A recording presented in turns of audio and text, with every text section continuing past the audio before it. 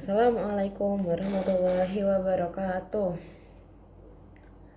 Alhamdulillahirabbil alamin wassalatu wassalamu ala asyrofil anbiya'i wal mursalin wa ala alihi washabihi ajmain. Amma ba'du.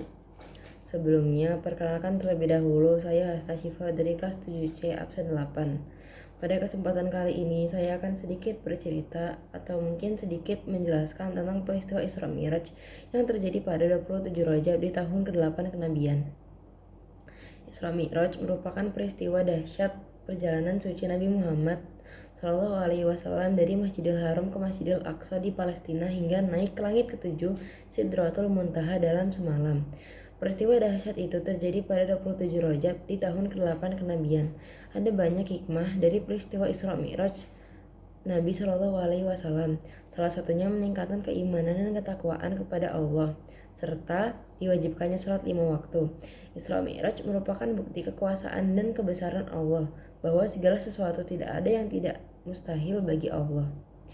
Pengertian Isra Mi'raj secara bahasa berasal dari dua kata, yakni Isra yang berasal dari kata Asra Isri Isra yang berarti memperjalankan, sedangkan Mi'raj berarti alat naik atau tangga. Usai sholat isya dan beristirahat sejenak, Rasulullah Shallallahu Alaihi Wasallam yang saat itu sedang berbaring di Masjidil Haram didatangi malaikat Jibril. Dada beliau dibelah, lalu hatiku dikeluarkan dan disucikan dengan air zam-zam, kemudian kembali ke tempatnya dengan memenuhinya dengan iman dan hikmah. Sabda beliau dalam riwayat Imam Bukhari. Setelah itu didatangkan buruk yang nantinya menjadi kendaraan beliau sewaktu Isra. Buruk satu akar kata dengan barko yang artinya kilat. Didatangkan kepadaku buruk, yakni seekor tunggangan berwarna putih tinggi, lebih tinggi dari keledai dan lebih pendek dari bikal. Ia meletakkan langkahnya sejauh pandangannya. Sabda Rasulullah dalam riwayat Imam Muslim. Setiba di Masjidil Aqsa, beliau sholat 2 rakaat mengimami para nabi. Usai sholat dan keluar dari Masjidil Aqsa, malaikat Jibril datang membawa 2 wadah minuman, satu berisi susu dan satu lagi berisi khamar. Rasulullah pun memilih susu. Sungguh engkau telah memilih kesucian, kata Jibril dalam melanjutkan hadis tersebut. Mi'raj pun dimulai. Rasulullah naik buruk bersama Jibril hingga tiba di langit pertama. Mari kita simak kisah beliau dalam hadis yang panjang, lanjutan dari hadis Sahih Bukhari dari Malik bin Sya'ah di atas. Lalu aku dibawa di atas punggung buruk dan Jibril pun berangkat bersamaku hingga aku sampai ke langit dunia. Lalu dia meminta dibawakan pintu langit. Dia ditanya, siapakah ini? Ia menjawab, Jibril. Jibril ditanya lagi, siapakah yang bersamamu? Jibril menjawab, Muhammad. Apakah dia telah diutus? Dia telah diutus. Kami pun dibukakan pintu, lalu aku bertemu Nabi Adam.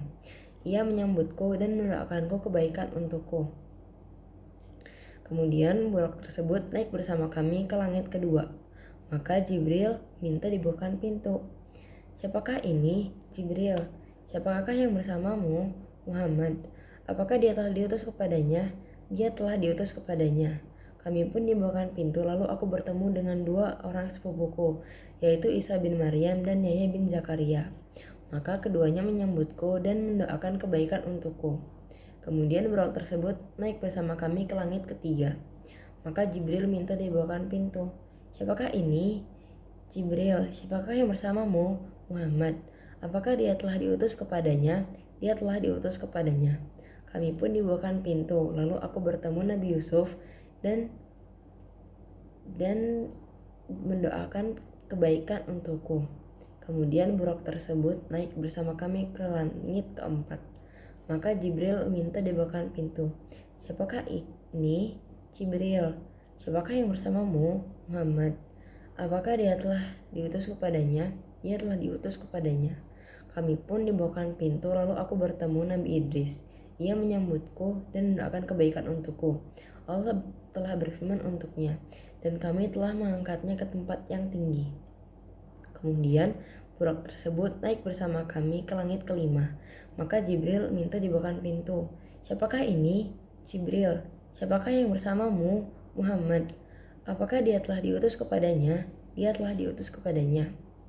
Kami dibukakan pintu, lalu aku bertemu Nabi Harun. Dia menyambutku dan mendoakan kebaikan untukku. Kemudian burak tersebut naik bersama kami ke langit ke-6.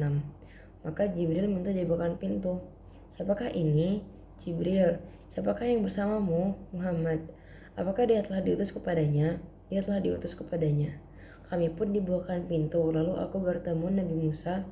Lalu dia menyambutku dan mendoakan kebaikan untukku. Kemudian burak tersebut naik bersama kami ke langit ke-7.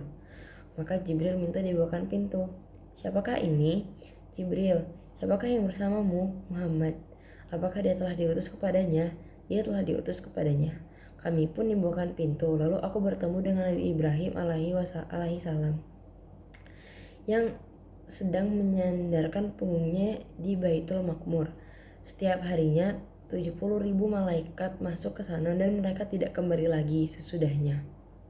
Kemudian burak tersebut pergi bersamaku ke Sidratul Muntaha yang lebar daun-daunnya seperti telinga gajah dan besar buah-buahnya seperti tempayan besar.